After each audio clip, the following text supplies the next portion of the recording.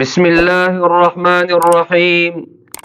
قاعدة حق القرآن مفصل.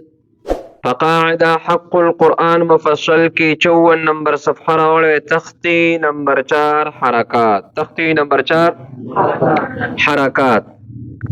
په حرکاتو کې تاسو دو حروف ویلي دي، همزه او ها، چې دغه دواړه حروف تعلق د اقصی حلق سره لري. د مرې هغه حصہ چې کومه سینې طرف ته نږدې ده او لاندې ده، دغه ته اقصی حلق ویل کېږي. د اقصی حلق نه دو حروف ادا کېږي، همزه او ها. هغه دواړه حروف پرون تاسو ویلي دي. طالب جان ما ته وګوره، تاسو ویلي په حروف مفرداتو کې چې د مرې درې حصې دي. د مرې څو حصې دي؟ درې. یو هغه حصه ده چې سینې طرف ته ده، بل هغه حصه ده چې جبې اخر ته نږدې ده، او بل هغه حصه ده چې د دې دواړو حصو په منځ کې ده. لاندې حصې ته اقصی حلق ویل کېږي، بر حصې ته ادنی حلق ویل کېږي، او درمیان ول حصې ته وسط حلق ویل کېږي. یاد بشي. نو د دې درې وړو حصو نه دو حروف ادا کېږي. د مرې ټول حروف شپږ ادا کېږي. د مرې ټول حروف شپږ ادا کېږي.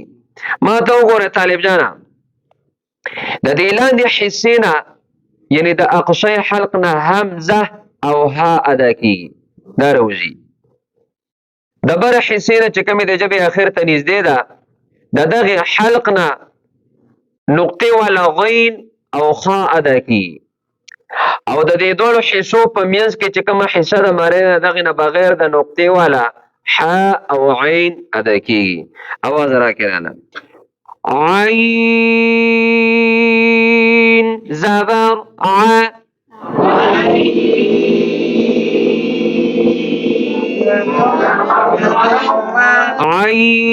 عین زرعی.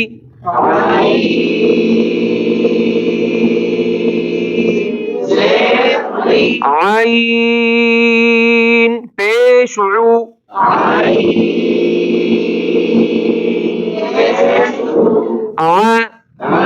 عی عو. ح زبر ح. ح زر حی. ح پیشحو. ح حی حو. غین زبر غا.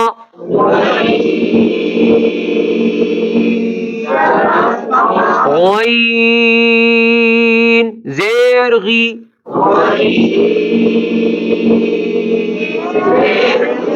غین پیشغو.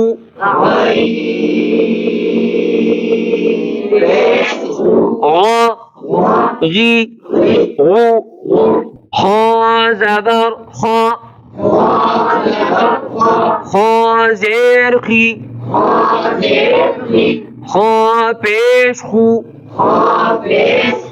خا خی خو. دې شپږو حروفو ته حروف حلقي ویل کېږي. دې شپږو حروفو ته حروف همزه ها عین ح غین خا. دې شپږو حروفو ته حروف حلقي ویل کېږي. دې ته څه ویل کېږي؟ حروف حلقي. تاسو په حروف مفرداتو کې ویلي دي چې کله د ژبې آخر او هغه آخر چې کوم مرې طرف ته دی، چې کله دغه آخر د ژبې بره تالو ته او هغه تالو چې کوم له حد سره متصل دی، نږدې دی، هغې ته په سختۍ سره ولګي، د دې نه غټ قاف ادا کېږي. د دې نه غټ قاف ادا کېږي. یاد بشي. اواز راکړه راله. قاف زبر قا.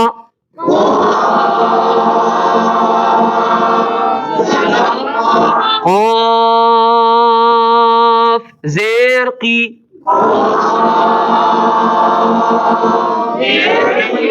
قاف پیشقو.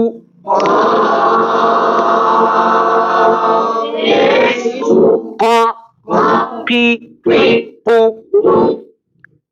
تاسو ویلي چې کله د ژبې آخر او هغه آخر چې کوم خولې طرف ته دی چې دغه د لحاظ سره متصل چې کوم تعلق دی هغه ته په سختۍ سره ولګي د دینه باریک کاف ادا کیږي د دینه باریک او نری کاف ادا کیږي کاف زبر کا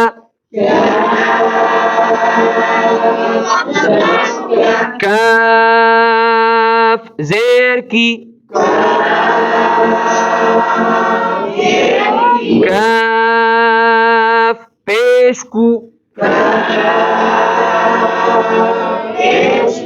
کا کی کو دوړو حروف ته یعنی قاف او کاف ته حروف لهاتیه ویل کیږي دي ته حروف لهاتیه ویل کیږي او بعض علماء کرام ته حروف لهویه وي بعض علماء ته شوي حروف لهویه حروف لهاتیه حروف لهویه دوه نومونه ورته ویل کیږي ولې ورته ویل کیږي ځکه چې دا دوه حروف د لحاظ سره متصل ادا کیږي ما ته وګوره چې کله د ژبې منځ بره تعلق ته په سختۍ سره ولګي نو د دې نه جیم ادا کیږي او چې په نرمۍ سره ولګي د دې نه شین او یا ادا کیږي او د درې وړو حروف ته حروف شجریه ویل کیږي د درې وړو حروف ته حروف شجریه ویل کیږي جیم زبر جا جیم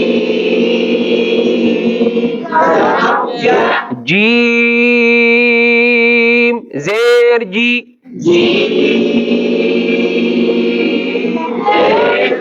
جیم پیش جو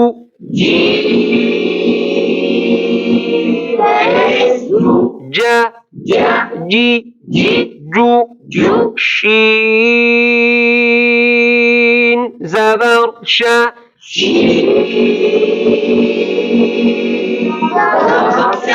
شین زیر شی شین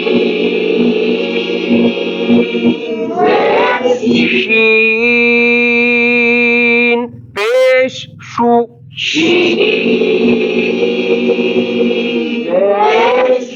شا شی شو یا زبر یا زیری یا پیشو یا یی یو چې کله د ژبې منځ بره تعلق ته په سختۍ سره ولګي د دې نه جیم ادا کیږي او چې کله د ژبې منځ بره تعلق ته په نرمۍ سره ولګي د دې نه شین او یا ادا کیږي خو یا سره به یو قید لګي چې یا متحرک او یا لین ته ادا کیږي یا متحرک او یا لین ته ادا کیږي یا ماده د جوف نه ادا کیږي یا ماده د جوف نه ادا کیږي په چې کله د ژبې منځ بره تعلق ته په نرمۍ سره ولګي د دې نه یا متحرک او یا لین ادا کیږي سبحان ربک رب العزة عما یصفون وسلام علی المرسلین والحمد لله رب العالمین برحمتک یا رب